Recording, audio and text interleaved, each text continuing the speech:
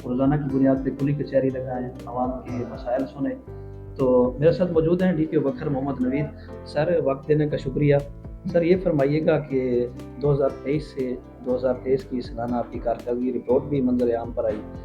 अब तक आपकी तैनाती के बाद कितने साइलिन को इसी काउंटर के ज़रिए इंसाफ़ मिला? कितने लोगों को आप रिलीफ़ फराहम कर चुके हैं? अबू बकर, सबसे पहले तो आपका शुक्रिया कि आज आप यहाँ पर आए और हमारी खुली कचहरी को भी आपने देखा कि यहाँ किस तरीके से प्रोसीडिंग्स होती हैं। मैं आपको ये बताता चलूँ कि ये हमारा वो प्रोफेशनल जो हमारी पुलिसिंग है उसका वो हिस्सा है जो कि इंतहाई इम्पॉर्टेंट है। हमारे जितने कंप्लेनेंट हैं ये इनको जब भी कोई तकलीफ़ होती है तो सबसे पहले ये 15 की कॉल चलाते हैं। 15 पे पुलिस का फर्स्ट रिस्पॉन्डर इनके पास जाता है, वो सारे इश्यूज़ को देखता है, वो ये देखता है कि कौन राइट पे है, कौन रॉन्ग पे है, वो अपनी इंक्वायरी करता है। उसके लिए एक टाइमलाइन इशू की गई है आईजी ऑफिस से, जिसको फॉलो करते हुए फौरी तौर पे इनकी एफआईआर दर्ज की जाती है। अब कई केसेस ऐसे होते हैं जो कि जिनमें एफआईआर जो है वो वक्त पे दर्ज नहीं होती, तो उसके लिए मल्टीपल इनके पास फोरम्स हैं। सबसे पहले तो एक हमारा वो आईओ है, उसके बाद हमारे थाने में एसएचओ मौजूद है, फिर डीएसपीज हैं, फिर एसपी साहब हैं और फिर ये हमारा डीपीओ ऑफिस है। तो हमने यहाँ पर जब आके देखा तो यहाँ पर उस प्रॉपर तरीके से खुली कचहरी इन पर्सन रेगुलरली कंडक्ट नहीं हो रही थी, ऑनलाइन ज़रूर हो रही थी। तो हमने ये इंश्योर किया कि हम इसको प्रॉपर यहाँ पर कंडक्ट करें और मैं इन पर्सन खुद सुनूँ। इसके लिए मैंने यहाँ पर स्टाफ जो है वो डेडिकेट किया। 4 हमारे पुलिस ऑफिशियल्स यहाँ पर होते हैं स्टेशन, जो कि इनको सुनते हैं और सारी एप्लीकेशंस को हमारे लिए रिकॉर्ड को मुरतब करते हैं। फिर हमारा जो गेट पे स्टाफ है वो है, हमारे ऑफिसर्स हैं, वो लोग हैं, वो सब बाइज़्ज़त तरीके से ला के तमाम कंप्लेंट्स को यहाँ पर बिठाते हैं और उसके बाद हम एक टाइम पर इनको सुनते हैं। हमारी जो यहाँ पर तादाद रही है वो 35 कंप्लेंट्स तक भी हमने डेली यहाँ पर सुने हैं। रोज़ाना की बुनियाद जी। पे 35 से ज़ायद जी, जी। 35 तक भी तादाद इनकी चली जाती है और 15-16 तो इनकी डेली जो है वो एवरेज होती है। अब जो मैं आपको बता रहा था कि जो टाइमलाइन है, मैं चाहूँगा ये भी आप ज़रूर अपने हमारे जो नाज़रीन हैं उनको दिखाएँ कि ये क्या टाइमलाइन है। इसमें जो ज़रर के मुकदमे हैं उनको 8 घंटे के अंदर-अंदर हमने रजिस्टर करना है।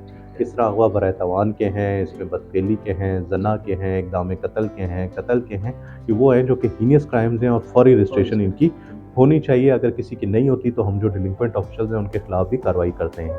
इसके बाद काफ़ी सारे ऐसे क्राइम्स हैं जो कि क्राइम अगेंस्ट प्रॉपर्टी में आते हैं, जिसमें किसी के साथ स्नैचिंग हो गई है, किसी के साथ वारदात हो गई है, घर में चोरी हो गई है, गाड़ी छीनी गई है, डकैती हो गई है, राहज़नी हो गई है। तो ये सारी वो चीज़ें हैं जिसके अंदर 24 घंटे हम बाउंड हैं। हमने अपने एसएचओज़ को बाउंड किया है कि आपने एफआईआर रजिस्टर करनी है, लेकिन उसमें ये चीज़ ज़रूरी है कि वो नामालूम एफआईआर होनी चाहिए।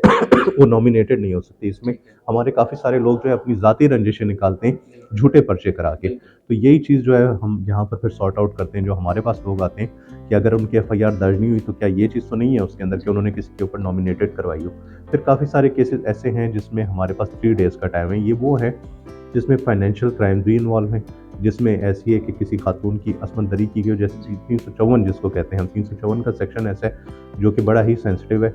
उसमें हम प्रॉपर वेरीफाई करते हैं कि आया ऐसा हुआ है, यानी वो 452 है। 452 ये है कि किसी के घर के अंदर घुस के कोई क्राइम ऑफेंस करना, जिसको हम ट्रेसपास कहते हैं।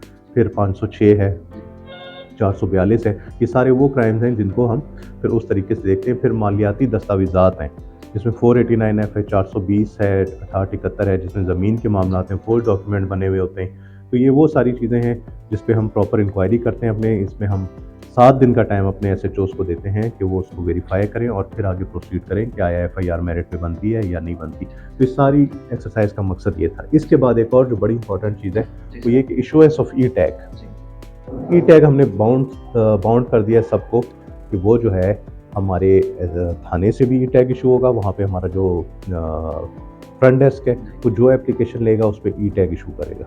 हमारे डीएसपी के पास जो साइल जाएगा उसका रीडर बाउंड है कि उसको कंप्यूटर सिस्टम से अपना ई टैग इशू करे। और साथ ही साथ जो हमारी यहाँ पे खुली कचहरी हो रही है उस पर भी हम हर अपने साइल को ई टैग देते हैं, ताकि ये जो रिकॉर्ड है ये ना सिर्फ ये कि हमारे ज़िले में मॉनिटर हो सके, हमारे आरटीओ साहब के ऑफिस में और हमारे जो एआईजी कंप्लेंट्स बैठे हुए हैं आईजी ऑफिस में, वो भी मॉनिटर करें कि हमारा ज़िला जो है वो किस तरीके से आगे चल रहा है। इस सारी एक्सरसाइज का जो प्राइमरी ऑब्जेक्टिव है वो ये है कि जो क्रिमिनल्स हैं उन पे हम पक्का हाथ डाल सकें, ठीक है, उनको बिहाइंड द बार ले सकें। जो डाकू डकैती वारदात करते हैं, जो रॉबरीज करते हैं, जो लोगों के घरों में चोरियां करते हैं, जब उनकी एफआईआर रजिस्टर होंगी तो ये जो चोर हैं वो हमारे कानून के शिकंजे में आएंगे और ज़िले में अमन कायम होगा। सर ये 2023 से अब तक फिगर क्या है, कितने लोगों को आपने, तकरीबन कितने लोग हैं जिनको 2023 से जो हम यहाँ पर अपनी खुली कचहरी डेली बेसिस पर कर रहे हैं, तो तकरीबन 10,000 लोग जो है हम यहाँ पर सुन चुके हैं फरवरी 2023 से लेकर अब तक।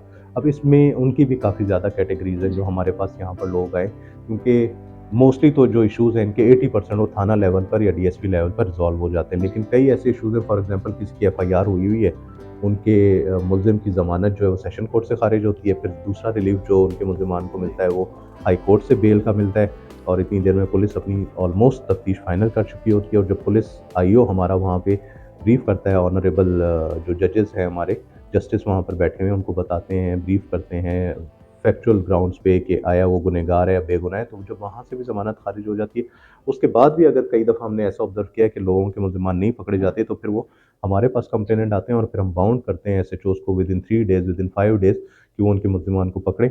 और फिर जो तफ्तीश चेंज होती है वो वाली एप्लीकेशन हमारे पास आती हैं। फिर फैमिली कोर्ट के केसेस काफ़ी ज़्यादा हमारे पास यहाँ पर आते हैं। फिर ऐसी भी होती हैं एप्लीकेशन जो थाने से वहाँ से रिजेक्ट हो जाती हैं, फ़ाइल हो जाती हैं, डीएसपीज़ के ऑफिस से फ़ाइल हो जाती हैं। वो जब हमारे पास आती हैं, हम दोबारा इंक्वायरी करते हैं तो झूठी एप्लीकेशन भी यकीनन आती हैं हमारे पास। तो इसमें काफ़ी सारी कैटेगरीज़ हैं जो हमारे पास आती हैं। फिर ऐसे केसेस हैं जो फैमिलीज़ के होते हैं, तो हमारी कोशिश होती है कि उसमें हम इनका कॉम्प्रोमाइज़ कराएं, ना कि इनको हम मज़ीद ऐसे मामलात में लेके चलें जहाँ पर इनको थाने कचहरी के ज़्यादा से ज़्यादा चक्कर लगाने पड़े। तो हमारे लिए यहाँ पर हमने एक जो खिदमत मरकज़ बनाया है आईजी साहब ने, उसको मज़ीद स्ट्रेंथन किया हमने। इस तरह के केसेस को हमने वहाँ रेफ़र करना शुरू किया। पहले आपकी जो तरजीह होती जी, है वो सुलह होती है, सुलह है। होती है। और हमने जो एमओयू साइन किए हुए डिफरेंट एनजीओज़ के साथ, उसमें हमारे काफ़ी सारे यहाँ पर ऐसे लॉयर्स हैं जिनके चैम्बर्स हैं जो कि हमारी बहुत ज़्यादा मदद करते हैं। वो लॉयर्स जो हैं वो इन इश्यूज़ को लेके एक तो फ्री ऑफ कॉस्ट उनकी काउंसलिंग करते हैं, अगर ज़रूरत पड़े तो कोर्ट में भी जाते हैं, और फिर उनकी सुलह की तरफ जो है उनका रुझान होता है कि फैमिलीज़ जो है ये ब्रेकअप इनका नहीं होना चाहिए, इनको इकट्ठे रहना चाहिए। क्योंकि अगर ऐसी फैमिलीज़ में जब ब्रेकअप हो जाता है पेरेंट्स के दरमियान, वालिद और वालदा के दरमियान, तो उसका असर जो है वो उनके बच्चों पे पड़ता है। और इन्हीं बच्चों ने बड़े होकर हमारे, क्योंकि मुल्क में डिफरेंट डिपार्टमेंट्स हैं, उनमें अपने कारहाय जो नुमाया वो सरंजाम देने हैं, अपनी सर्विसेज देनी है। तो अगर वो बच्चा एक स्ट्रेस में होगा शुरू से, तो बड़ा होकर उसका जो जहन है वही डिस्टर्ब होगा, तो वो प्रॉपर तरीके से अपनी सर्विसेज वहाँ पे नहीं दे सकेगा। तो इसलिए ये सारी अरेंजमेंट की गई। हमने तकरीबन 35 एनजीओज़ के साथ, चैम्बर्स के साथ एमओयू साइन किए हुए हैं, जिनके साथ हम फर्दन वक्तन फ़वक्तन मीटिंग भी करते रहते हैं। और काफ़ी सारे लोग हमारे पास यहाँ पर लॉयर कम्युनिटी से, मीडिया से, एनजीओ से, जो कि डोमेस्टिक वायलेंस के अगेंस्ट काम कर रही हैं, जो कि जो वुमेन हरासमेंट है उसके अगेंस्ट काम कर रही हैं, वो हमारे पास यहाँ पर आते हैं और हम उनके साथ मज़ीद एमओयू साइन करते जा रहे हैं। और हम कोशिश कर रहे हैं कि माशरे में मज़ीद ज़्यादा से ज़्यादा अमन कायम हो। तो जो मैं आपको एप्लीकेशंस की बात बता रहा था कि यहाँ पर आती हैं, ऐसी भी एप्लीकेशंस आती हैं हमारे पास जो हमारे पुलिस मुलाजमिन ने कोई अब्यूज़ ऑफ अथॉरिटी की होती है, उनके खिलाफ एक्शन की होती हैं, तो वो हम इंक्वायरी लगाते हैं। हमारी कोशिश होती है कि हम डीएसपी लेवल तक कम से कम इंक्वायरी लगाएं। डीएसपी और एसपी साहब फिर उस पर जो रिकमेंड करते हैं, हम उस तरीके से उनके खिलाफ अकाउंटेबिलिटी का जो प्रोसीजर है उसको लेके आगे चलते हैं। और उसमें हम रिवार्ड एंड पनिशमेंट का जो चैप्टर है पुलिस रूल्स का, उसके तहत पनिशमेंट्स भी देते हैं, और जिस पुलिस ऑफिसर ने अच्छा काम किया होता है उसको रिवार्ड भी देते हैं। अच्छा सर, ये फरमाइए कचहरी में आने के लिए प्रोसेस क्या है? किसी की सिफारिश की ज़रूरत है या आपको डायरेक्ट फ़ोन करके आए? लोग यहाँ पर अगर पहुँचे तो क्या तरीका है? किसी सिफारिश की भी ज़रूरत है इस हवाले से सर? इसका प्रोसेस बहुत ही सिंपल है, किसी सिफारिश की ज़रूरत नहीं है, ना सिर्फ मेरी खुली कचहरी में, बल्कि हमारे एसएचओज़ जो हैं वो 5 बजे से लेकर 8 बजे तक अपने ऑफिसेज़ में बाउंड हैं कि वो बैठेंगे। वहाँ पर भी जा सकती है आवाम, हमारे डीएसपी ऑफिसेज़ में भी जा सकती है, यहाँ पे भी आ सकती है। बल्कि आप इसका अगर सर्वे भी कराएं, मैं तो आपको ये भी ऑफ़र करूँगा, बल्कि सजेस्ट करूँगा कि आप इसका जाके पब्लिक में सर्वे करें कि जो हमारी खुली कचहरी है उस पर पब्लिक का फीडबैक क्या है। ये नहीं होता यहाँ पर कि एक बंदा एक दफ़ा आया है और वो जब दोबारा आए तो हम उसको कहें कि यार आप दोबारा क्यों आए। हम तो ये इधर कहते हैं आप 10 तक, जब तक आप हमारा उस वक्त तक पीछा ना छोड़ें जब तक आपका काम ना हो जाए, मसला हल ना हो जाए। और मेरिट पे जो लोग आते हैं उनको खुद पता होता है कि हम मेरिट पे, जो मेरिट पे नहीं आ रहे होते उनको पहले दिन हमें भी पता चल जाता है, उन्हें भी मालूम होता है कि हम एक झूठी एप्लीकेशन लेकर आए। तो झूठी एप्लीकेशन ना लें, ना अपना वक्त ज़ाया करें, ना हमारा वक्त ज़ाया करें, ना सरकार के रिसोर्सेज ज़ाया करें। तो ये कोई सिफारिश की ज़रूरत नहीं है, बल्कि किसी भी पुलिस ऑफिसर के ऑफिस में आपको जाने के लिए किसी की भी सिफारिश की ज़रूरत नहीं है। आप लोग डायरेक्ट यहाँ पर आएँ। अगर आप हक पे होंगे, राइट पे होंगे, मेरिट पे होंगे, तो आपका जो काम है वो हम हल करेंगे। आपकी एफआईआर नहीं हुई होगी, एफआईआर देंगे। आपकी इन्वेस्टिगेशन सही नहीं हो रही होगी, आपकी इन्वेस्टिगेशन ठीक करेंगे। आपका मुलजिम नहीं पकड़ा जा रहा होगा, आपका मुलजिम पकड़ेंगे और इंशाल्लाह आपको आपका राइट देंगे। इंसाफ फराहम करना हमारी बुनियादी जिम्मेदारी है, वो हम आपको प्रोवाइड करेंगे। आप गुफ्तगू समात फरमा रहे थे डी पी बकर मोहम्मद नवीद। उम्मीद है आपको हमारा प्रोग्राम पसंद आएगा। अपनी कीमती राय से ज़रूर आगाह फरमाइए।